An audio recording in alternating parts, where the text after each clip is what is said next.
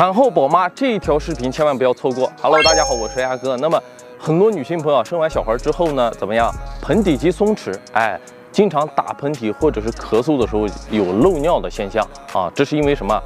腹直肌分离，包括盆底肌特别松啊，那么没有力量。那么今天呢，给大家教一个如何去修复我们的什么？我们的盆底肌啊，让它什么？恢复到它本来应该有的什么力量和强度啊。那么我们借用到的小工具呢，就是我手里的这个叫做夹腿器啊。我们到底怎么样去用呢？除了躺在垫子上夹腿呢，还有一个就是站立的时候呢也能训练啊。我们来看一下，首先站好之后呢，把夹腿器放置自己的膝关节的内侧啊，一定是膝关节内侧。然后呢，怎么样？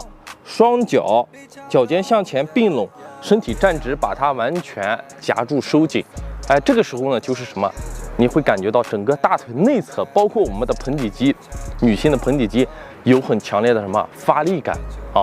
然后呢，我们如何进行训练呢？好，然后呢，看好屈膝，膝盖向前去顶，屈膝，然后把腿什么缓慢的向两边打开。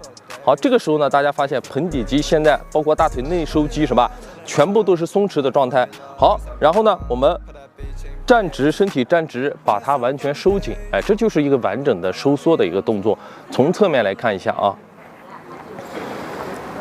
好，我们要什么？屈膝屈髋，把它打开之后呢，然后收紧，身体站直啊，屈髋屈膝，打开，然后收紧，身体站直。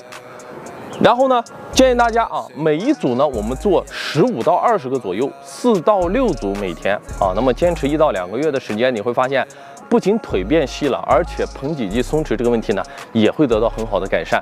好，关注我，我是鸭哥。